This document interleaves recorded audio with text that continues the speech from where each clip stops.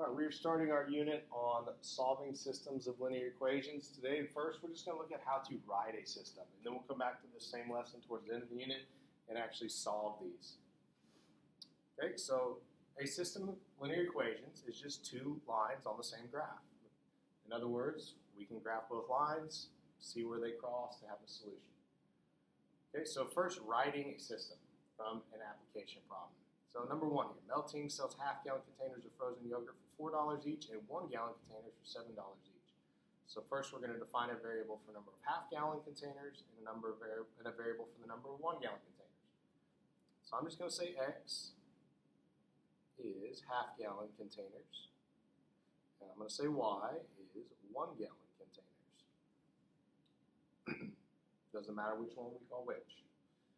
Now we're going to write a system from this next piece of information. One day Mel sells a total of 50 containers. From that piece of information, we can write an equation that is just X plus Y equals 50 containers.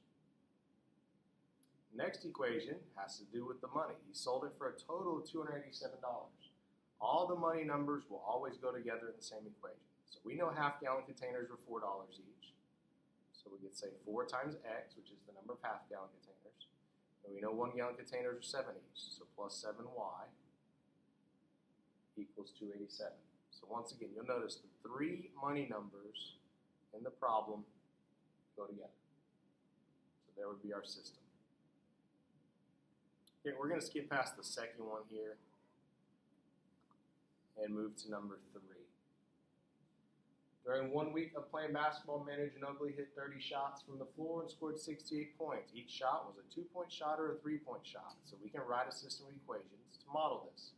So our two variables are 2-pointers and 3-pointers. So I'm going to call one of them X and one of them Y.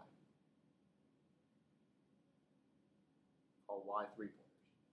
So first, total shots. Just like the last one was total containers of ice cream. 30 shots. So X plus Y equals 30 shots. Second equation, the value equation. Kind of like all three money numbers on the last one together, all 3 point numbers go together here. So we know a 2-pointer is with 2. So 2X, 3-pointers were 3, so plus 3Y, and he scored a total of 68 points.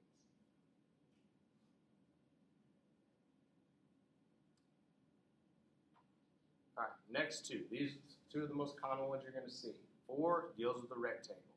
So anytime you start reading, you see we're talking about a rectangle. Your variables you should know right away are length and width. So a rectangle is 7 inches longer than it is wide. If the perimeter is 72 inches, how long is the rectangle? So we can write a system for this. First equation we're going to write is the perimeter.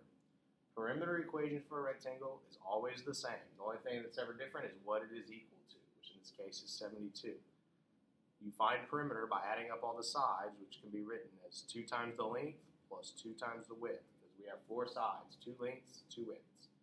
So that will always be the same for perimeter. What's different here is it's equal to 72. There's one equation.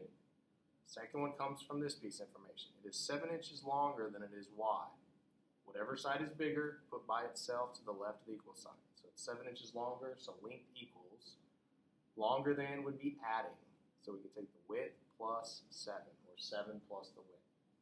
So there would be our system of equations to describe that scenario with that rectangle. Okay, the next example, which is one of the more common ones, is a coin problem. It says Mark has $4.95 in quarters and dimes. He has 3 times as many dimes as quarters, so we're going to write a system of equations that can be used to find Q, number of quarters, and D, the number of dimes. So we're going to use Q for quarters and D for dimes. So first, let's write the value equation. Make sure we know the value of these coins. So a dime is worth 10 cents, so 0.10 times D. Quarters, 25 cents, so plus 0.25 times Q. And he has a value of $4.95. So the 3 value numbers go together. Next equation comes from here. He has 3 times as many dimes as quarters. So once again, what does he have more of? More dimes. So we put D equals 3 times as many. So 3 times quarters gives us the number of dimes. So there There's our system to describe that coin problem.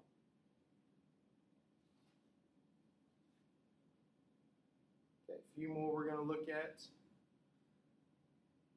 Really, two more we're going to look at. If you look at number 6 here, it's another common one you see talking about ticket sales and 2 types of tickets. So Maplewood Symphony Orchestra sold 146 tickets and collected a total of $1,036 in ticket sales.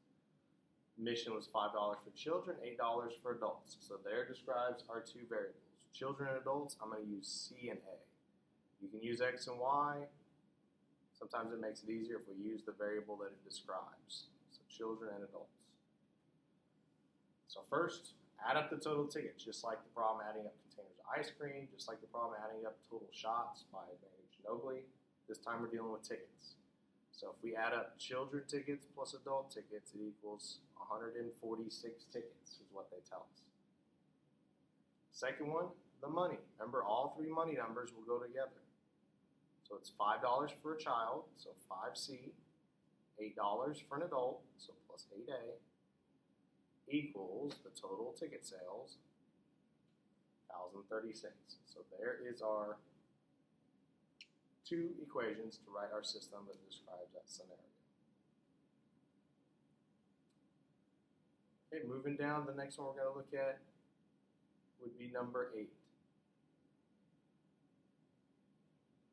says JP is thinking of 2 numbers. So we're just finding 2 numbers here. So just call one of them X and one of them Y. Call X and say it's the first number, and I'm going to say Y is the second number. Okay, the sum of the numbers is 163, so sum tells us to add them. So X plus Y equals 163, and their difference is 33. So difference tells us to subtract. So X minus Y equals 33. So there would be 2 equations, our system of equations, to be able to solve that.